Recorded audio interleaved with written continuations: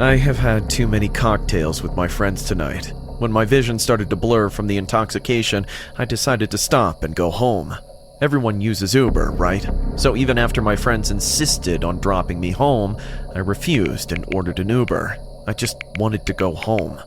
My app dinged with the name James. I love that they let you know the name of the person picking you up. It makes you feel like you have a sense of familiarity with the person. I could barely stand when the black car pulled right next to me. Oh, thank God. I jumped in the back, buckled up, and we set off to my destination. Before the car started, I heard the locks click and didn't think much of it. Water bottles were placed in a cooler pack in the middle seat, along with a tray of snacks consisting of granola bars, Jolly Ranchers, etc. I loved it when the drivers did this. I would give them 5 stars, especially after a night of drinking. Those water bottles were a godsend. I dug through the pile of snacks and tossed a candy in my mouth. Hey, James. Do you have any good tunes? He didn't respond. Indeed, he heard me, or maybe I was drunk and slurring. I piped up again, this time louder after clearing my throat. James, excuse me. He looked at me through the rearview mirror. Sure, he answered in a cold way and turned on the music. James finally began to speak up after a few minutes of awkward silence. You been drinking tonight? I looked out the side window and replied. Yeah, just a few drinks. Now his eyes were stuck on the rearview mirror. One hand was on the steering wheel as he kept us steady on the road. I could tell that he was trying to catch glimpses of me without me noticing. He spoke up again, this time with a grin. What did you drink tonight? Bored with the dragging of the ride, I figured this was innocent small talk. Well, some beers and a few shots of you-know-what. He sat up in his seat, one arm still on the wheel. Those deep brown eyes kept flickering at me in the rearview mirror almost every couple of seconds. He started to pry. You drink tequila often? I casually replied while I kept my eyes out the window. Sometimes. Depends on my mood. He laughed. So you must be feeling drowsy, huh? Now I started to feel uncomfortable. Why was he questioning my level of coherence? I kept my eyes focused out the window because I was getting creeped out. Nope. Just a little relaxed. He kept a tight-lipped smile and then spoke. You want to be drunk, though? I have a bottle of tequila back there. I stared at my phone. Just 5 minutes more till I was home. No thanks. I'm actually good. He had both hands on the steering wheel now, gripping it tight and rubbing his hands against the leather. This nervous feeling rose in my gut, and I know they say never to ignore your gut feelings, but I was already in the car with this guy. I was a few minutes from my house. What was I supposed to do? I sat there and kept my eyes glued to the window. Perhaps he would just get me home without suggesting anything inappropriate if I didn't show any interest in conversing with him. Whatever I was doing seemed to work, because he changed his tune through his following response. So you're done partying for the night, huh? Responsible. I let out a short chuckle and agreed with him. I was being responsible. He piped up again, this time more friendly than before and less interrogating. Well, help yourself to the water. I have plenty. My heart started to slow and I realized that he was just trying to earn that 5-star review by being accommodating. He may be trying to be excellent. He has all these snacks and drinks in his car and free alcohol. Perhaps he was trying to get his Uber score up. He may have a family at home who's trying to provide for. Was I being too judgmental? I silently scolded myself for the intrusive thoughts. I grabbed the water bottle, twisted the lid off, and took a couple of gulps. I saw the turn from my street ahead, and a rush of relief washed over me. That is, until he passed it. That's right, he ultimately passed my street. I sat in my seat, screwed the lid back on the water bottle, and spoke up. Hey, you passed my street. He didn't say a word, only smiled. Hello? You passed my street. What he said next made my heart jump into my throat. I know. Wait, what? Why didn't you stop then? That's because you aren't going home tonight. My body started to shake. I immediately opened my app to report him and call for an emergency when I got the biggest shock in my life. The Uber I ordered before getting into his car has charged me for making him wait and then not showing up.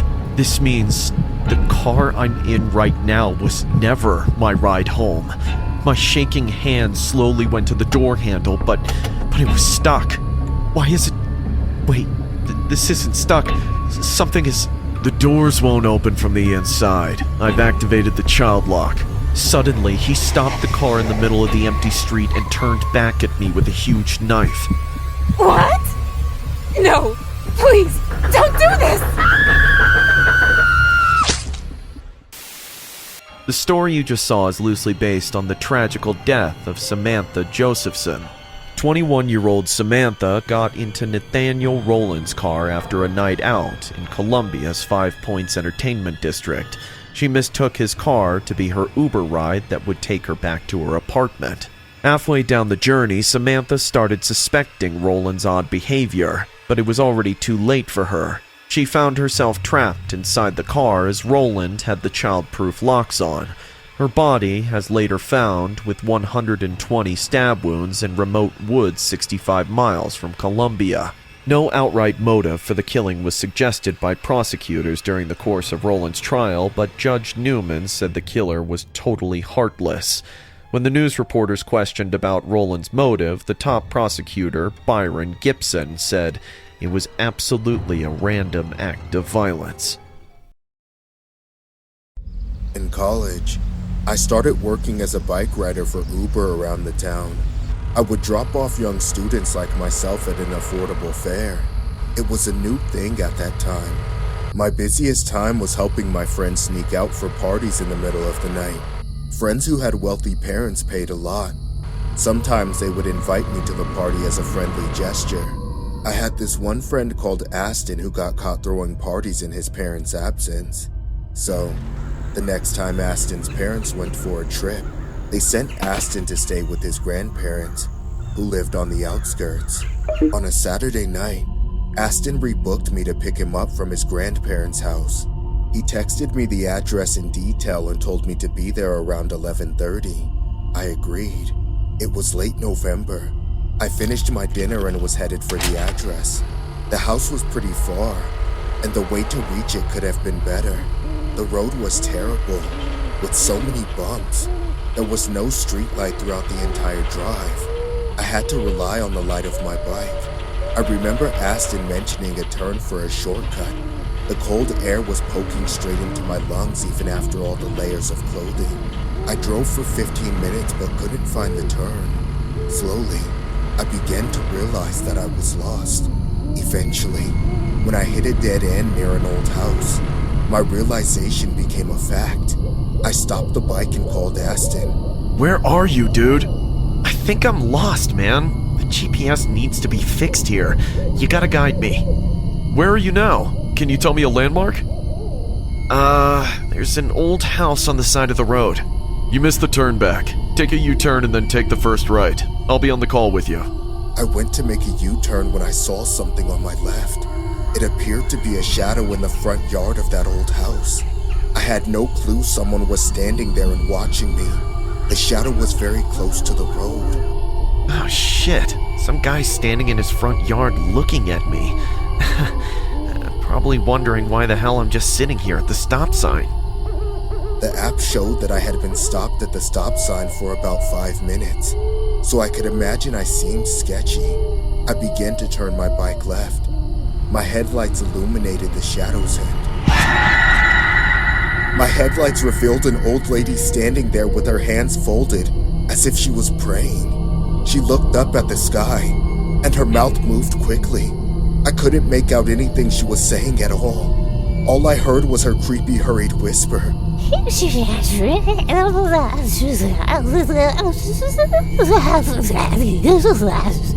Her mouth was just moving 100 miles an hour. She seemed like she was in a trance. She was 5 feet from my bike. I sat there and stared. It was probably 10 degrees outside, and she was wearing a white dress. My headlights were directly on her, and she didn't even look at me. I didn't know what to do precisely. At first, I was concerned for the old lady, but the more she stood there, the creepier everything started. Aston realized I hadn't said anything for a few minutes. Dude, you still there? Yeah, this old lady is just standing here. What is she doing? She's just praying right by the road. What the hell? It's past midnight. Is she okay? I think so. I don't know. I really don't want to ask. She started moving her upper body back and forth like she was possessed. I was scared to move ahead, thinking she would run in front of my bike. As I slowly drove by, having her inches away from me, my heartbeat slowed. She still didn't budge. Her mouth never stopped mumbling. Wait, is this the house with the red door? That's when I first noticed the dim lighthouse porch. Yes, the house had a red door which looked odd. Yeah, I've never seen any house like this. Just get the hell out of there, man. The woman who lived in that house hung herself in the attic a week ago. My stomach dropped, and I quickly looked at the lady, but she wasn't there. I began sweating in fear. I clearly remembered seeing her a few seconds ago. Where did she go then? I felt the back seat being pushed down like somebody had just sat on the bike behind me. Two pale, skinny hands slowly wrapped around my waist. I never felt this cold before. The hands were freezing like ice. My trembling face moved slowly. I looked at the side mirror attached to the bike handle.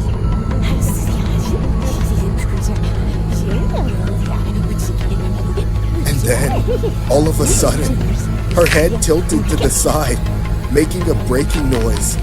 And I saw the bone inside her neck pierce out from the corner. And then she disappeared into thin air. Ah! I stomped on the gas pedal. I drove about 80 until I got close to town. When I arrived at Aston's, I told him everything I saw. We were both in disbelief. Aston didn't go to the party that night. He let me crash at his grandparents' place, and I caught a high fever that night. I kept having bad dreams for a week after that incident. Now I take a different way to Aston's grandma's if I go there at night. Remember, don't stop for the old lady if you guys stumble upon the same neighborhood. The story you just saw is loosely based on this footage running around the internet.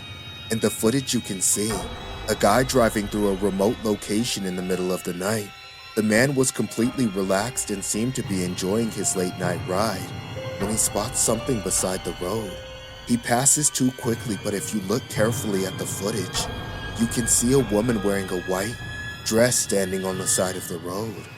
Once the man notices this suspicious woman standing alone in the middle of the night, he doesn't hesitate to slow down at first, but as he gets closer to her, you can see him suddenly pick up speed and move past her quickly. Lucky that he didn't stop that night. There's no follow-up on the footage on whether that woman was a demonic spirit or a crazy woman with some scary intentions. What do you think?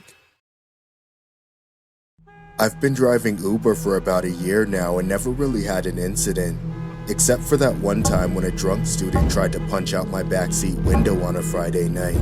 But we've all been there. But this particular incident is the only reason why I put an end to this job. 12:30 a.m. on a Monday, out here. It doesn't matter what night it is. People are out and about, and you rarely have to wait long for a ride. I was parked near the sidewalk when I got a request. Pick up Pamela, located 0.4 miles away. Let's do this, Pamela. I arrived at the address given, but no one was outside. Not unusual. I began messing with the radio and getting the aux cord set in case Pamela wanted to play some sweet jams. And that's when the rear right door opened. I looked back, and I was confused right away. Pamela was old, like the early 80s at least. Odd to see someone in this demographic this late, but I've had others in the same age range, so I ignored it. So how's it going tonight, Pamela? I asked. She didn't answer. She struggles in and shuts the door behind her. I glance in my rearview mirror to study her face. Nothing but blank looks in her eyes, almost as if she just woke up from a coma and can't decipher what's happening around her. Where are we headed tonight? Again, no response. Can she even hear me? Does she not speak English? Then my phone beeped. New destination entered. 1700 North Lock Street Avenue. I shrugged my shoulders and started the engine. It's a short car ride, but I thought to try again. Are you from Los Angeles? I glanced in the rearview mirror, and she stared at me. Her gaze was sharp enough to pierce my soul. In a deep, shrill voice, she finally spoke. Why don't you just take me to the address? Okay, I get it. I'll just drive you to your destination. We're a ways off from the destination she entered when she spoke again. Drop me off at the next corner. I looked up in the rearview mirror, her eyes still on me. Are you sure? We're still a mile. Just stop at the next corner! The way she snapped at me felt a little insulting now. All I tried to do was be polite, but some people don't deserve the good in you, right? Sure. I wanted her out of my car, so I was happy to oblige and stop. I pulled off on a quiet corner a few blocks off of Lock Street Avenue. I slightly turned my head to look over my right shoulder, saying, Have a good... But as I turned, she was right beside my face, leaned up in between the seats, just inches from me. I froze. I couldn't speak.